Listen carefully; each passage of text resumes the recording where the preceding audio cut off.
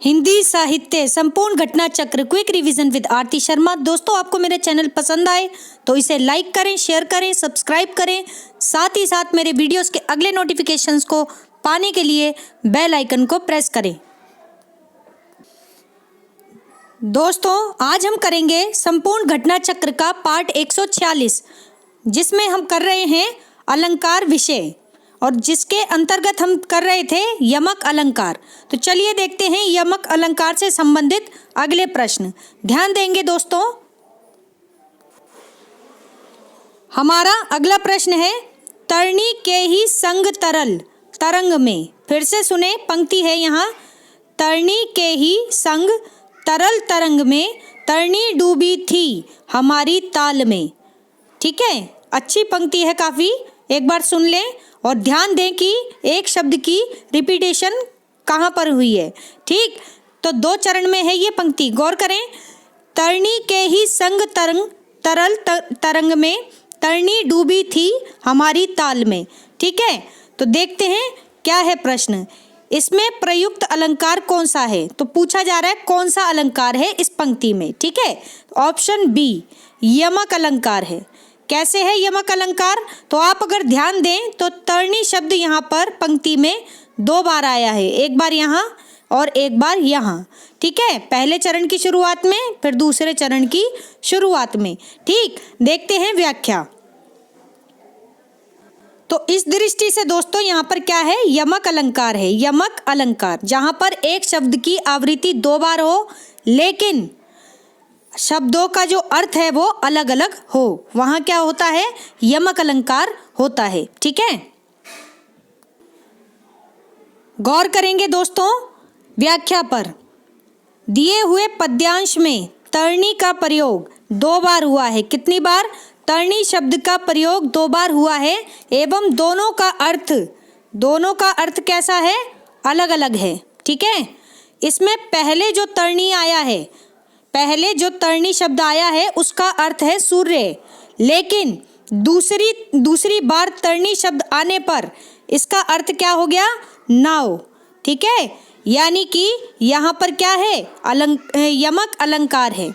ठीक, तो पहले तरणी का अर्थ है सूर्य और दूसरी बार जो तरणी आया है शब्द उसका अर्थ है नाव।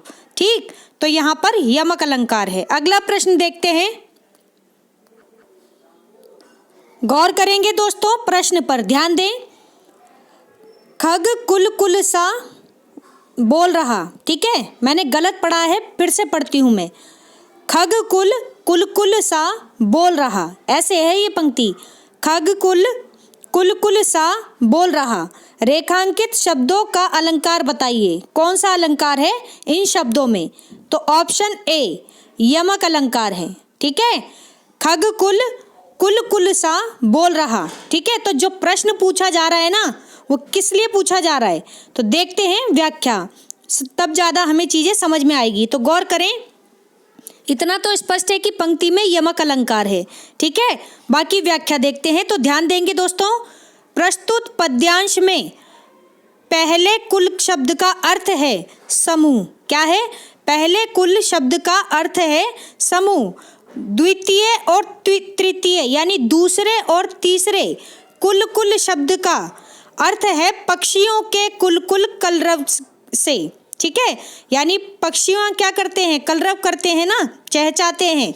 ठीक, तो ये उसका सूचक शब्द है। कौन? जो बाद के कुल कुल शब्द हैं ये वाले। ठीक है, ध्यान दें। और जो खग कुल में जो कुल है उसका अर्थ है समूह। ठीक है, खग मीन्स पक्षी। ठीक, तो खग कुल कुल कुल सा बोल रहा, ये है पंक्ति। ठीक, तो पहले वाला क्या हो गया? समूह, और जो बाद के कुल कुल हैं उसमें क्या हो गया? कुल कुल यानी कलरव के सूचक हैं। पक्षियों के कुल कुल कलरव के सूचक शब्द हैं कुल कुल। ठीक, कुल शब्द के भिन्न अर्थ में प्रयुक्त होने के कारण यहाँ पर क्या है? यमक अलंकार है। ठीक है, यमक अलंकार है इन पंक्तियों में, तो ध्यान रखिए दोस्तों। अगला प्रश्न है, ध्यान दें। तो परवारो उर्वासी सुन राधिके सुजान तू मोहन की उर्वशी के होई उर्वशी सुजान, होई उर्वशी सजान, ठीक है, ऐसे पढ़ी जाएगी पंक्ति। तो उपर्युक्त दोहे में कौन सा अलंकार है? तो अलंकार पूछा जा रहा है, ठीक है। यहाँ पर किस शब्द की आवृत्ति हुई है? तो ध्यान अगर दें तो एक तो उर्वशी है, ठीक, और एक यहाँ पर फिर से उर आ रहा है और बसी आ रहा है, लेकिन दोनों शब्द अलग अलग हैं दूसरी पंक्ति में देखें तो, ठीक। और अगर देखें तो यहाँ पर भी उर्वशी है दूसरी पंक्ति में, ठीक, और सुजान भी है, सुजान भी, ठीक। तो देखते हैं क्या है इस पंक्ति का अर्थ। पहली बात तो ये है, उपर्युक्त दोहे में यमक अलंकार है। कौन सा अलंकार? यमक अलंकार है, ठीक है। अब शब्द कौन से हैं? एक तो ये उर्वशी, पंक्ति पहली देखिए, उर्वशी ये, और दूसरी में एक उर्वशी ये भी है और एक उर्वशी ये भी है, ठीक। तो व्याख्या देखते हैं। तो यहाँ पर दोस्तों गौर करेंगे, प्रस्तुत दोहे में पहले उर्वशी का अर्थ है अप्सरा। क्या है? अप्सरा, ठीक है, यानी कि अप्सरा नाम की एक उर्वशी, ठीक। तो उर्वशी, उर्वशी, ठीक है, तो अप्सरा इसका अर्थ है अप्सरा नाम की एक उर्वशी। और दूसरे उर्वशी का क्या अर्थ है? उर मीन्स होता है हृदय, बसी मीन्स होता है बसना, यानी हृदय में बसी।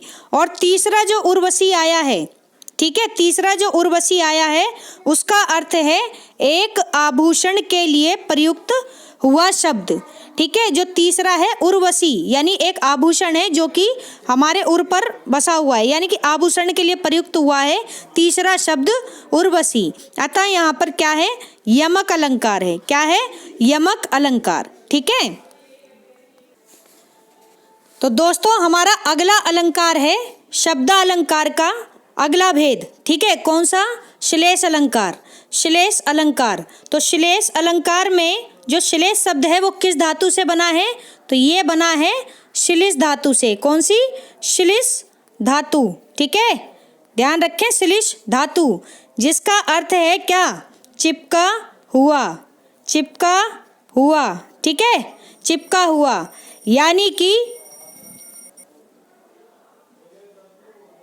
जब एक शब्द, ठीक है, किसी दोहे में किसी पंक्ति में आए लेकिन उसके एक से अधिक अर्थ निकल के आए तो वहां पर क्या होता है? श्लेष अलंकार, यानी कि एक शब्द में कई सारे अर्थ चिपके हों, वहां पर क्या होता है? श्लेष अलंकार होता है, ठीक है। तो यहाँ पर अब देखते हैं दोस्तों पंक्ति हम, ठीक है, जो दी गई है, प्रश्न जिससे पूछा जा रहा है। तो श्लेष अलंकार आपको समझ में आ गया होगा, यानी शब्द एक और अर्थ अनेक, ठीक है, अनेक अर्थ निकल सकते हो जिस शब्द से, वहां पर क्या होता है? श्लेष अलंकार, ठीक। तो ध्यान रखें, देखते हैं प्रश्न, गौर करेंगे। चिर जीवो जोरी जुरे, चिर जीवो जोरी जुरे, क्यों ना स्नेह गंभीर, को घटी यह वृष भानुजा, वे हलधर के वीर। फिर से सुने, चिर जीवो जोरी जुरे, क्यों ना स्नेह गंभीर, को घटी ये वृष भानुजा, वे हलधर के वीर, ठीक है। तो इसमें कौन सा अलंकार है? अलंकार पूछा जा रहा है, ऑप्शन सी श्लेष अलंकार है। कौन सा है? श्लेष अलंकार है, ठीक है। कैसे है अब देखते हैं। तो यहाँ पर हलधर शब्द को देखें आप, ठीक है। अब व्याख्या देखेंगे हम। दूसरी पंक्ति में एक शब्द है हलधर, ठीक। तो देखते हैं व्याख्या, गौर करेंगे दोस्तों व्याख्या पर। श्लिष्ट पदों से अनेक अर्थों के कथन को क्या कहते हैं? श्लेष कहते हैं, यानी जो श्लिष्ट पद होते हैं, ठीक है, जब उनसे अनेक अर्थ निकलते हैं कथन के, ठीक है, उस कथन को क्या कहते हैं? श्लेष कहते हैं। इनमें दो बातें जरूरी होती हैं, किसमें? श्लेष अलंकार में, ठीक है। क्या क्या? एक शब्द के एक से अधिक अर्थ हों। पहली बात क्या है जरूरी? ध्यान दें, जिस शब्द के एक से अधिक अर्थ हो वहाँ क्या होता है? श्लेष अलंकार। दूसरी बात क्या है? एक से अधिक अर्थ प्रकरण में अपेक्षित हो, ठीक है, और एक से अधिक अर्थ प्रकरण में क्या हो? अपेक्षित हो, वही है, यानी कि जहाँ पर एक से ज़्यादा हम अर्थ लगा सकते हो, ठीक, वहाँ क्या होता है? श्लेष अलंकार। अब ध्यान दें दोस्तों, श्लेष का अर्थ क्या होता है? श्लेष का अर्थ होता है चिपका हुआ। अभी बताया भी था मैंने, क्या होता है? चिपका हुआ। यानी श्लिष्ट शब्दों में से एक से अधिक अर्थ कैसे होते हैं? चिपके रहते हैं। जो श्लिष्ट शब्द होते हैं ना, उनमें एक से अधिक अर्थ चिपके रहते हैं। प्रस्तुत पंक्ति में, ठीक है, ध्यान दें, प्रस्तुत पंक्ति में श्लेष बिना, श्लेष अलंकार है। सॉरी, मैंने अगली पंक्ति देख ली, फिर से सुने। इस पंक्ति में क्या है जो अभी हमने प्रश्न में पढ़ी? श्लेष अलंकार है। कैसे? अब देखते हैं। यहाँ वृषभानुजा और हलधर शब्द का प्रयोग हुआ है। किसका? वृषभानुजा और हलधर शब्द जो कि श्लिष्ट शब्द हैं, इनका प्रयोग हुआ है, और जिनसे बिना आवृत्ति के ही अलग अलग अर्थ निकलते हैं। ठीक है, बिना किसी आवृत्ति के ही क्या क्या निकल रहे हैं? अलग अलग अर्थ निकल रहे हैं। जैसे वृषभानुजा, वृषभानुजा से वृषभानु की बेटी यानी कि राधा। ठीक है, एक अर्थ क्या निकल रहा है? वृषभानुजा किसे कहते हैं? वृषभानु की बेटी राधा को। ठीक है, और दूसरा क्या है? वृषभ की बहन, वृषभ की बहन जिसे हम गाय कहते हैं, तो दूसरा अर्थ गाय निकला। ठीक, तीसरा अब देखते हैं, तो दो अर्थ वृषभानुजा के यहाँ निकले। क्या क्या? एक तो वृषभानु की बेटी, दूसरा वृषभ की बहन यानी गाय। अब देखते हैं हलधर शब्द। ठीक है, हलधर, हलधर शब्द के लिए हलधर के वीर, हलधर के वीर से क्या अभिप्राय है? मतलब बलदेव। बलदेव कौन थे? दाऊ भैया। दाऊ भैया कौन थे? कृष्ण के बड़े भाई, कृष्ण के भाई थे ना हलधर। ठीक है, यानी कि दाऊ भैया। तो ये बात कह रहे हैं कि हलधर शब्द का अर्थ क्या है? यानी बलदेव। ठीक, दूसरा अर्थ क्या निकलता है? ये देखो, तो दूसरा अर्थ निकल रहा है सांड। ठीक है, सांड कौन होता है? बैल के भाई। बैल के भाई को हम क्या कहते हैं? सांड कहते हैं। ठीक, तो ये अर्थ निकलता है हमारे दूसरे हलधर से। ठीक है, हलधर, हल किस पर चलाते थे? तो सांड के ऊपर ही रख करके हल चलाया जाता था पुराने ज़माने में, कहीं कहीं तो आज भी चलाया जाता है।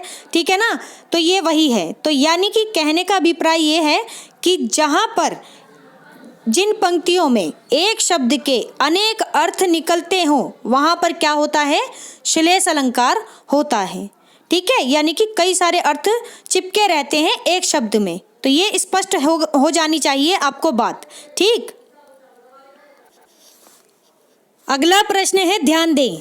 जिस काव्य पंक्ति में प्रयुक्त किसी एक ही शब्द के एक से अधिक अर्थ हो, उस पंक्ति में कौन सा अलंकार होता है? ये पूछ रहे हैं। जिस काव्य पंक्ति में प्रयुक्त किसी एक ही शब्द के जब एक से अधिक अर्थ निकलते हो, तो उस पंक्ति में कौन सा अलंकार होता है?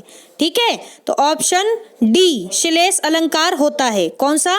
श्लेष अलंकार। ठीक है, टीजीटी परीक्षा 2001 का प्रश्न है ये। ठीक है, देखते हैं अगला प्रश्न। अगला प्रश्न है, श्लेष अलंकार क्या होता है? ठीक है, श्लेष अलंकार क्या होता है? यह किसका भेद है? तो ऑप्शन ए शब्दालंकार का एक भेद है। क्या? श्लेष अलंकार। ठीक है, मैंने आपको बताया था कि शब्दालंकार के 5 भेद होते हैं। ठीक है, कौन कौन से होते हैं?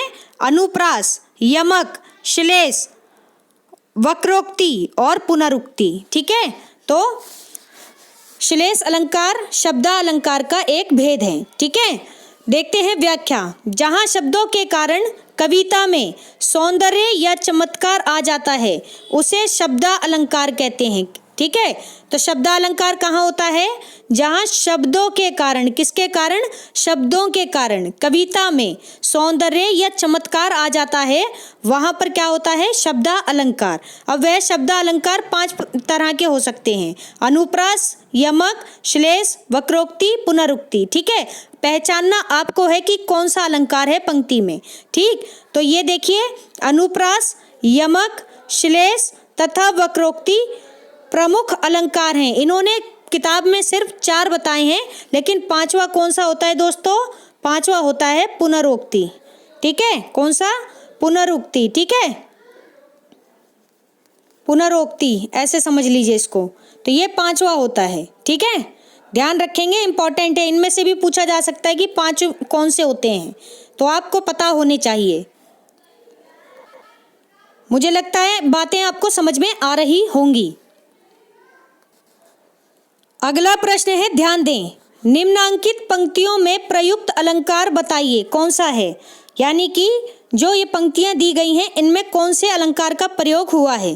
तो देखते हैं पंक्तियां, गौर करेंगे। रनित भृंग घंटावली झरती दान मधुनीर, मंद मंद आवत चल्यो कुंजरू कुंज समीर। फिर से सुने। रनित भृंग घंटावली झरती दान मधुनीर, मंद मंद आवत चल्यो कुंजरू कुंज समीर। तो इस पंक्ति में अलंकार पूछा गया है, ऑप्शन डी श्लेष अलंकार है। ठीक है, क्या है? श्लेष अलंकार है। पंक्ति को ध्यान से देख लें। रनित भृंग घंटावली झरती दान मधुनीर, ठीक है, मंद मंद आवत चल्यो कुंजरू कुंज समीर। देखते हैं व्याख्या, गौर करेंगे दोस्तों, ध्यान दें। उपर्युक्त पंक्ति में कौन सा अलंकार है? श्लेष अलंकार। ठीक है, जब काव्य में एक शब्द एक बार प्रयोग हो, ठीक है, जब काव्य में एक शब्द एक बार प्रयोग हो लेकिन उसका अर्थ भिन्न भिन्न हो, यानी अलग अलग हो, वहाँ क्या होता है? श्लेष अलंकार होता है। ठीक है, प्रस्तुत पंक्तियां किसकी हैं दोस्तों? बिहारी की, कवि बिहारी लाल की, रीतिकालीन कवि हैं ये। ठीक, अब यहाँ समीर का 2 अर्थ है। क्या है? समीर का 2 अर्थ है। पहले समीर शब्द का अर्थ क्या है? मदमस्त हाथी। क्या है? पहले जो समीर शब्द का इस्तेमाल हुआ है वो हुआ है मदमस्त हाथी के लिए, यानी कि मद में चूर है कौन? हाथी। ठीक, दूसरा क्या है? दूसरा जो समीर शब्द है इसका अर्थ है कुंज में प्रवाहित मृद वायु, यानी कि कुंज में बहती हुई मंद वायु के लिए प्रयोग हुआ है समीर। ठीक है, तो ध्यान रखें आप, कहीं कहीं अगर आप पर्यायवाची देखेंगे तो ये पर्यायवाची शब्द ही हैं एक तरह से। ठीक है, क्या? श्लेष अलंकार, यानी एक शब्द के कितने सारे अर्थ हम निकाल सकते हैं। ठीक है, तो ये बात है। अगला प्रश्न है दोस्तों, ध्यान दें। अजऊ तरियोना ही रहू श्रुति सेवत इक रंग। क्या है पंक्ति? अजऊ तरियोना ही रहो श्रुति सेवत इक अंग, इक रंग। इसमें कौन सा अलंकार है? तो ऑप्शन ए श्लेष अलंकार है प्रस्तुत पंक्ति में। ठीक है, अजऊ तरियोना ही रहो श्रुति सेवत इक रंग। ठीक है, देखते हैं व्याख्या, गौर करें। तरियोना, तरियोना क्या है? यानी कि तरना क्या होता है? एक तो होता है तैरना, एक तरना होता है पार लग जाना। ठीक है, तरियोना शब्द क्या हो गया? पार ना लगना, तरियोना। ठीक है, ना लग गया ना शब्द में, पार ना लगना। ठीक है, तरियो मीन्स पार लगना, तरियोना पार ना लगना। ठीक, तो गौर करें, तरियोना के टुकड़े करके जब हम इस शब्द को तोड़ते हैं तरियोना को, तो अलग अलग अर्थ निकाले गए हैं। ठीक है, इसीलिए यहाँ पर क्या है? श्लेष अलंकार है। क्या है? श्लेष अलंकार है। ठीक है, तो ध्यान रखें दोस्तों, अजऊ तरियोना ही रहो।